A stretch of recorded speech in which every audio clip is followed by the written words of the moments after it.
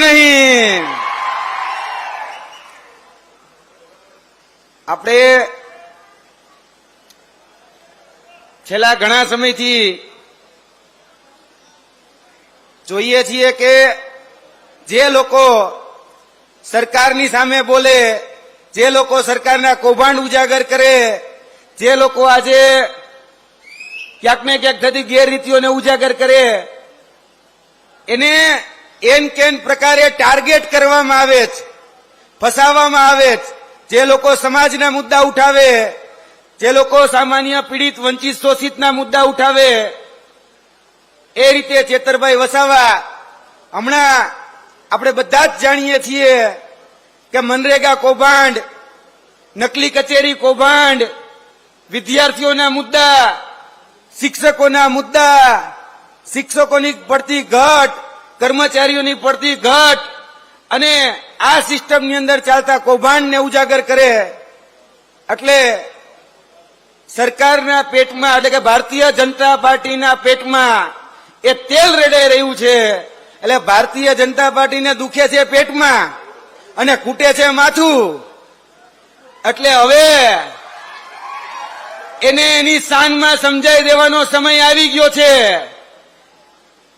આપણે આવનાર દિવસોની અંદર જે લોકો જે ભાષામાં સમજે એને એની ભાષામાં સમજાવવાનો સમય આવી ગયો છે. એટલે સમજાવવાના છે ને? પાક્કું ને? હમણાં 2 દિવસ પહેલા આપણા અહીંના સાંસદ મનસુખભાઈ વસાવા એક કમલમમાંથી આવેલી સ્ક્રિપ્ટ વાંચતા હતા. ખ્યાલ છે? એ ચેતરભાઈ વસાવાને એવું કહેતા હતા કે ભાઈ તોફાની છે, ધમાલિયો છે. એ ભાઈ છે? ચેતરભાઈ વસાવા ધમાલિયા છે?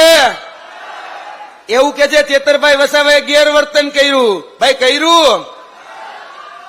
એવું કે છે કે ચેતરભાઈ વસાવા એ આદિવાસી સમાજને હેરાન કરે છે.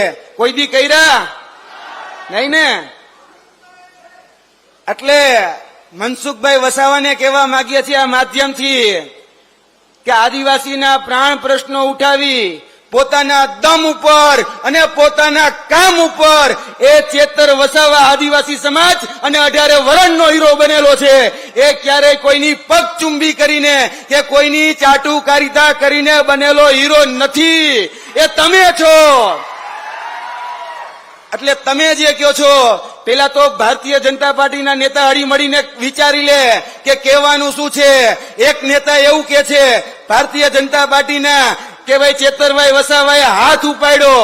એક ભાઈ એવું કે છે કે ભાઈ એક ચેતરભાઈ વસાવાએ ગ્લાસ ઉપાડ્યો. એક નેતા એવું કે છે કે ભાઈ મહિલાનું અપમાન કર્યું. ભાઈ કર્યું શું પેલા તમે રૂમમાં નક્કી કરીને નક્કી કરી લ્યો, પછી કેવા આવો. અને આ જે વર્તન ચેતરભાઈ વસાવા જે ખરેખર આદિવાસી સમાજનો હીરો છે, આપણે કહીએ ને અમારા કાઠિયાવાડમાં કે બાકર બચ્ચા લાખ, બાકર બચ્ચા લાખ, લાખે બેચારા પણ સિંહણ બચ્ચો એક અને એકે હજારા. આદિવાસી શેર એ ચેતર વસાવા એકે હજારા જેવો છે. અને આજે મેં 2 દિવસ પહેલા હમણાં મીડિયાના માધ્યમથી એક નિવેદન સાંભળ્યું કે એવું કહેવામાં આવે છે કે મહિલાઓની ગરિમાનું અપમાન કર્યું, મહિલાઓની ગરિમાને ન છાજે એવું ચેતરભાઈ વસાવાએ વર્તન કર્યું કે વાણી વિલાસ કર્યો. તો ભાઈ કોઈની પણ મહિલાનું અપમાન ન થવું જોઈએ, માનીએ છીએ. તો જ્યારે મણિપુરમાં આદિવાસી સમાજની દીકરીને જ્યારે નગ્ન પરેડ કરવામાં લઈ જવામાં આવી ત્યારે મનસુખ વસાવા ક્યાં હતા? જ્યારે દાહોદની અંદર જે દુષ્કૃત્ય કરવામાં આવ્યું ત્યારે ભારતીય જનતા પાર્ટીના નેતાને છાવરવામાં મનસુખભાઈ વસાવા ક્યાં હતા? જ્યારે આજ આપણા ડેડિયાપાડાના ધારાસભ્ય શ્રી ચેતરભાઈ વસાવાને જ્યારે પોલીસ ઘસડીને લઈ જતી હતી ત્યારે શું આદિવાસી સમાજના એ નેતાનું અપમાન નહોતું થતું? એ ગરિમાનું અપમાન નહોતું થતું? ત્યારે મનસુખભાઈ વસાવા કેમ નથી બોલતા કે ભાઈ આદિવાસી સમાજના આ નેતા જે ડેડિયાપાના જનપ્રતિનિધિ છે ત્યારે ગરિમા આનંદ નથી થતી?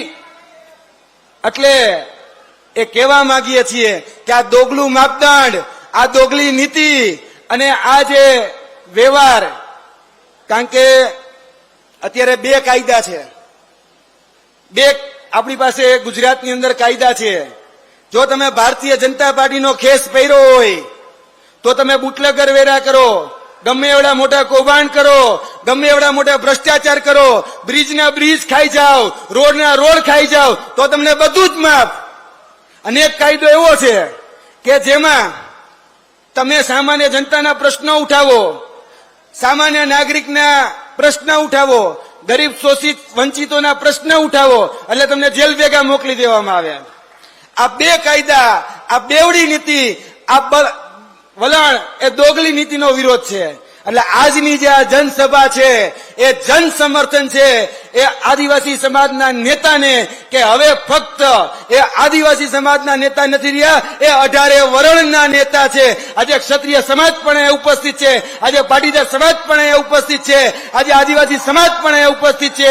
અને 18 વર્ણ આ ચેતરભાઈ વસાવા ની ઉપર જે ખોટી રીતે કિન્નાખોરી રાખી જે રીતે ટાર્ગેટ કરવામાં આવી રહ્યા છે એના વિરુદ્ધમાં આજે આ જન સમર્થન સભા, અને જે રીતે મનસુખભાઈ વસાવા 2 દિવસ પહેલા કહેતા હતા કે તોફાની છે, ધમાલીઓ છે, ગ્લાસ ઉપાડ્યો, ગ્લાસ માર્યો કે લાફો માર્યો, તો ભાઈ તમારી પ્રાંત કચેરી એના સીસીટીવી તમે કેમ કોર્ટમાં રજૂ નથી કરતા?